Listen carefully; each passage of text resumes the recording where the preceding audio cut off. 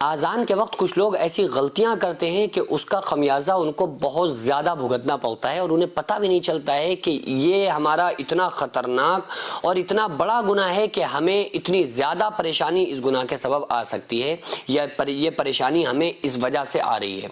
دیکھیے آذان جو ہے یہ ایک نارمل، جس کو ہم نے سمجھا ہوا ہے نا کہ مسجد سے آذان ہو رہی ہے، تو ہم یہ کرتے ہیں کہ نارملی اگر ٹی وی چل رہی ہے تو بند کر دی، کوئی گانے سن رہا ہے تو اس کو بند کر دیا، کوئی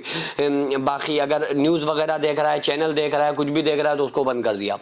اور آج کل تو بند بھی نہیں کیا جاتا ہے، آج کل تو میوٹ کر دیا جاتا ہے کہ بس ارے آواز بند کرو، آواز بند کرو، ٹی وی نہ بند ہو جائے، آواز بند کرو۔ تو میرے بھائی آپ پہلے اس چیز کی اہمیت سمجھیے کہ یہ آذان کیا ہے۔ یہ آذان جو مؤذن پکار رہا ہے صرف یہ نارملی کوئی آذان نہیں ہے، یہ اللہ کی طرف سے لگائی جانے والی ایک صدا ہے، یہ ایک آواز ہے جو آپ کو بلا رہی ہے کہ اللہ تبارک و تعالیٰ آپ کو یاد کر رہا ہے، اللہ تعالیٰ آپ کو بلا رہا ہے، اللہ تعالیٰ اب آپ کو آزما رہا ہے، اللہ تعالیٰ اب آپ کو آزمائش میں ڈال رہا ہے کہ دیکھیں میرے بندے اب تم کیا کرو گے۔ تو یہ اگر کوئی تھانے دار بلائے، اگر کوئی بڑا آدمی بلائے تو انسان سر پہ پیر رکھ کے بھاگتا ہے، کیسے دڑبڑ بھاگتا ہے کہ یار فلاں انسان نے بلایا ہے۔ اور احکم الحاکمین بلائے، اور وہ بلائے جو پوری کائنات کا سب سے بڑا رب ہے، وہ بلا رہا ہے تو ہمارے کان کے نیچے جواں بھی نہیں رنگ رہا ہے، اور ہم ایسے غلطیاں گناہ کر رہے ہیں کہ جس سے ہم برباد ہوتے چلے جا رہے ہیں، اپنی زندگی ہماری برباد ہوتی جا رہی ہے۔ دیکھیے جب آذان ہوتی ہے، آقا علیہ الصلوۃ والسلام نے ارشاد فرمایا کہ آذان کے وقت باتیں کرنے کا عذاب اگر تمہیں پتہ چل جائے تو تم ہنسنا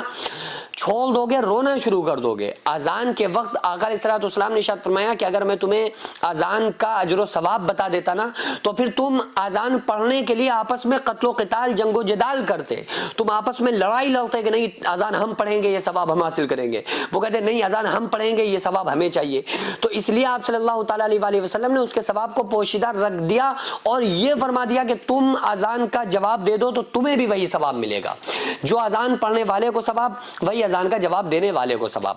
آذان کے وقت باتیں یہ کرنا بہت بڑا جرم ہے، زندگیاں برباد ہو جائیں گی آپ کی،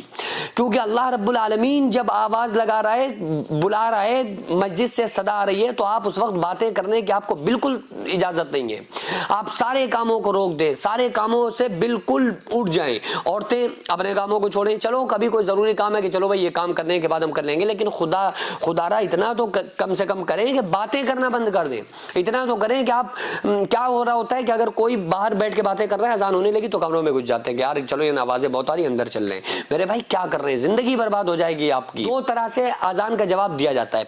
پہلا طریقہ تو یہ ہے کہ جب اذان ہوئی تو آپ فوراً اپنے سارے کاموں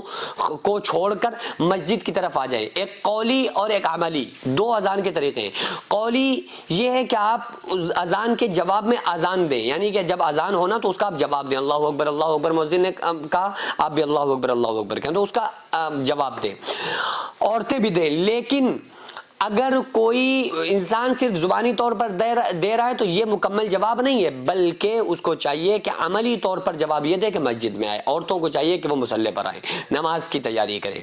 تو جو لوگ نماز اذان کے وقت دنیا بھر کی باتیں کرتے ہیں ان کے گھر میں بہت زیادہ ان کو مصیبتوں سے، پریشانیوں سے سامنا کرنا پڑتا ہے، کیونکہ بہت بڑا جرم ہے، بہت بڑا گناہ ہے، اور انسان اس گناہ کو لوگ گناہ نہیں سمجھتے، تو معمولی سا سمجھ رہے، وہ کہتے ہیں یار دن بھر اذان ہوتی ہے، اب ہم کہاں تک وہ کریں گے۔ ٹھیک ہے، یہ بات آپ کی ٹھیک ہے کہ دن بھر بعض شہر میں ایسا معاملات ہوتے ہیں کہ